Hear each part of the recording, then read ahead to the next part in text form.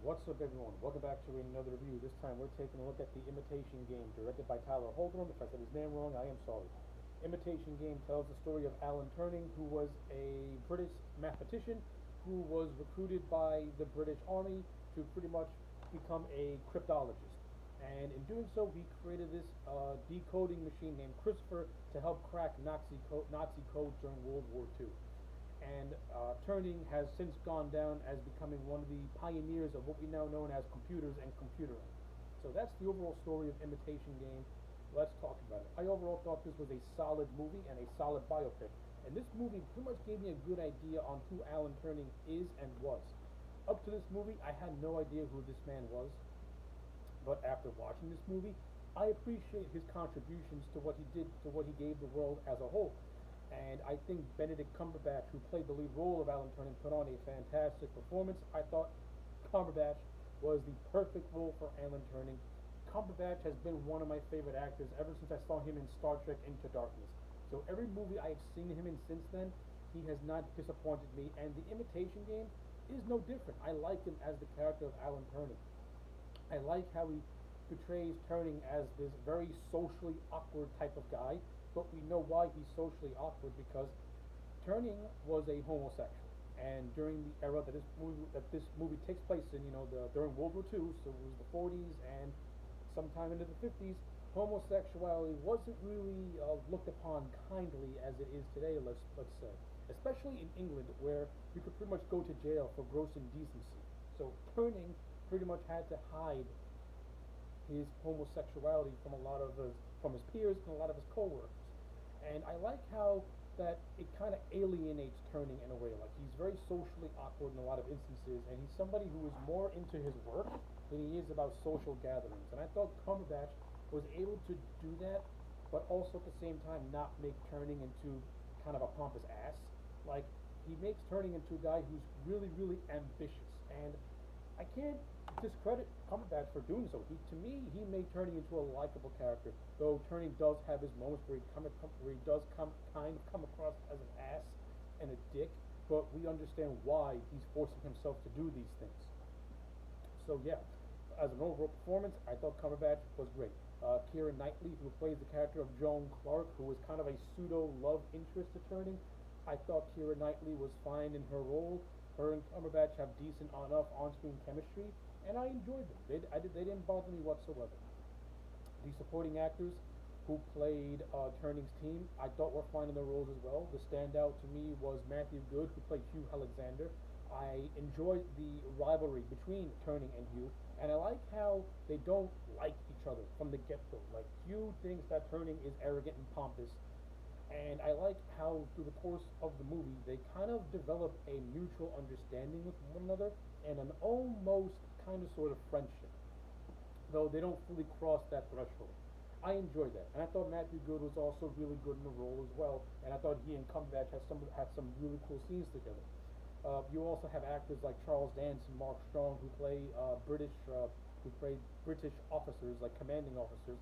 I thought they were fine in the roles as well. I like the rivalry between the Charles Dance character of Denniston, who is completely against everything that Turing is, who's against everything Turing is doing, and wants to find every single loophole to get Turing all away from whatever it is he's doing. Like, Denniston truly hates this guy, and I thought Charles Dance did a great job at just playing just a dick. And I like the scenes with him and Cumberbatch. Like, Charles Dance is a talented actor. He's always has been. Mark Strong, he kind of plays more of a neutral party, but he also plays somebody who definitely has something up his sleeve. And it's actually revealed that he actually planted a Russian spy into Turing's group with the intent to kind of misdirect the Soviets in a way, so to speak, or and the British in a sort of way. So I'm not like, his motivations to me kind of sound a little bit confusing. And then again, it was war. In war, people have to lie and people have to do underhanded tactics in order to one up one another.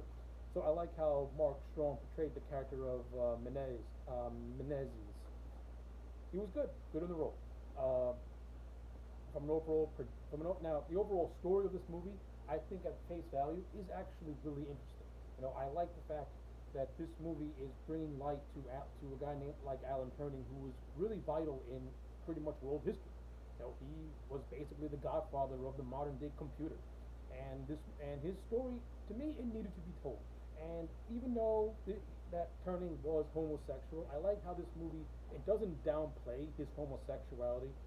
It does make it integral to the story in a lot of ways. Not him chasing men, but him having to hide the fact of his homosexuality, since it was a taboo during that time period. And I like how it affects Turning from a social standpoint.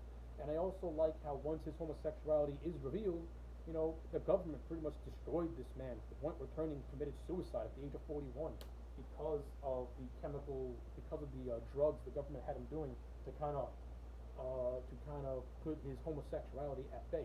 Like, the British government should be condemned for what they forced Turning to do after he did so much for them during World War II.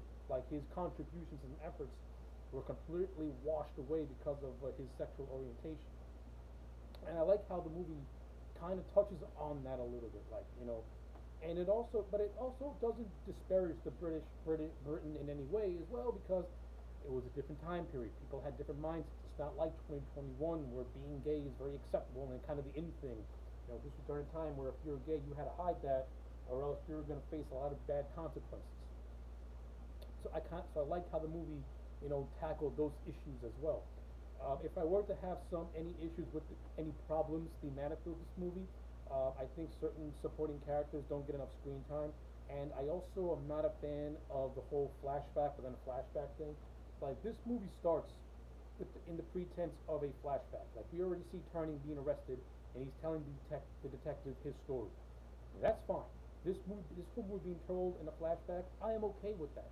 But there are moments where the main flashback is being cut in with flashbacks to Turning's childhood.